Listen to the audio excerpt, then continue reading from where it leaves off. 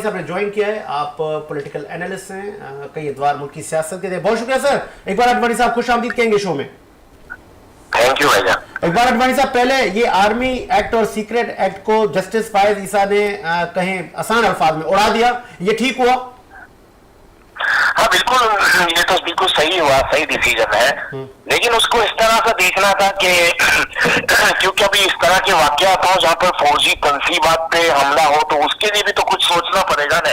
अगर सिविलियन जाके अगर फौजी तंसीबात पे हमला करेंगे तो फिर हर केस अगर सिविलियन का इसी तरह चले सिविलियन कोर्ट में, तो फिर ये भी एक गलत है।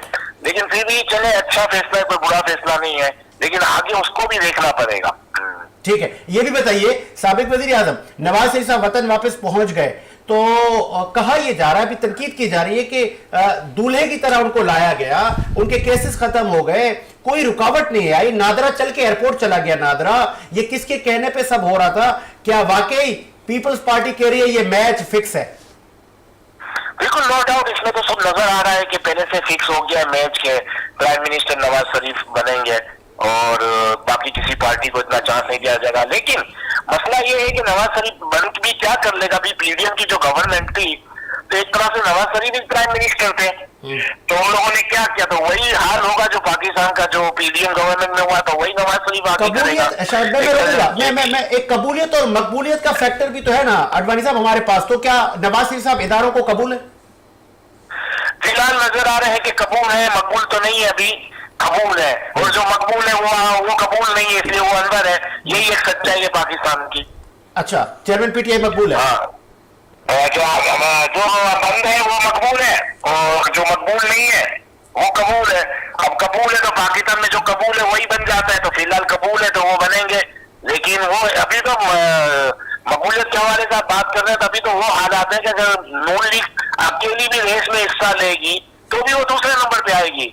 तो मकसद कहने का ये है कि वही गवर्नमेंट आएगी पीडीएम की और इसी तरह चलेगी, और अगर वो इदारों से टकरा नहीं जाएंगे तो फिर इनका भी यही हाल होगा। अच्छा, आप चूंकि आपकी बड़ी बसीरत है पाकिस्तान की सियासत में, पीपल्स पार्टी की रहनुमाओं की अगर स्टेटमेंट मौजूदा देखें तो बर्फ पिघलती हुई पीटीआई की तरफ नजर आ रही है, तो क्या पीटीआई और पीपल्स पार्टी का इत्तेहाद आप देख रहे हैं फ्यूचर में? देखिए, इत्तेहाद अगर नहीं भी होगा तो मुझे लगता है कि जो नवाज शरीफ की गवर्नमेंट आएगी, शायद पीपल्स पार्टी उसका हिस्सा शायद नहीं बने।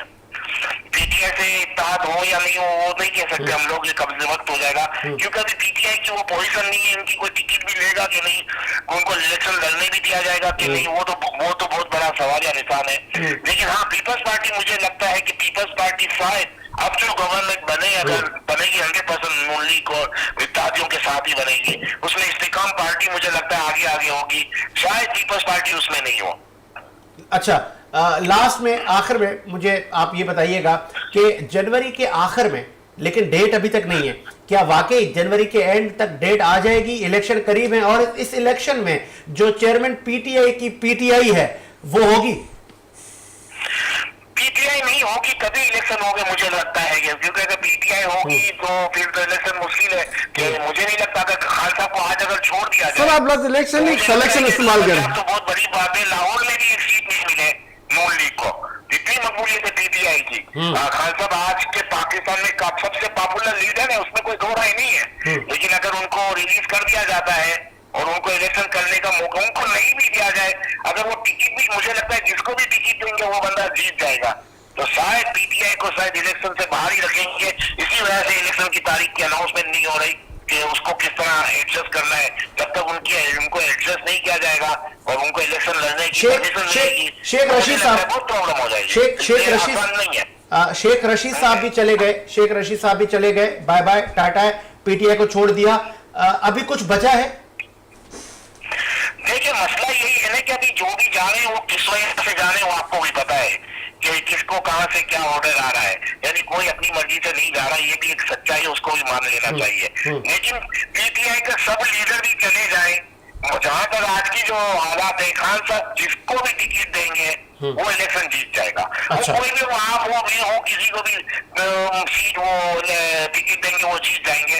तो पीटीआई का कोई ना कोई सोल्यूशन निकलेगा, इसके बाद ही मुझे लगता है इलेक्शन होंगे। नहीं तो खान साहब, अगर खान साहब को ये पावर है कि वो टिकट बांट सकते हैं, तो मुझे लगता है पीटीआई हर जगह आज भी जीत जाएगी। बहुत शुक्रिया आपका, बहुत शुक्रिया, आपने कीमती वक्त दिया। इकबाल अडवाणी साहब ने हमें ज्वाइन किया।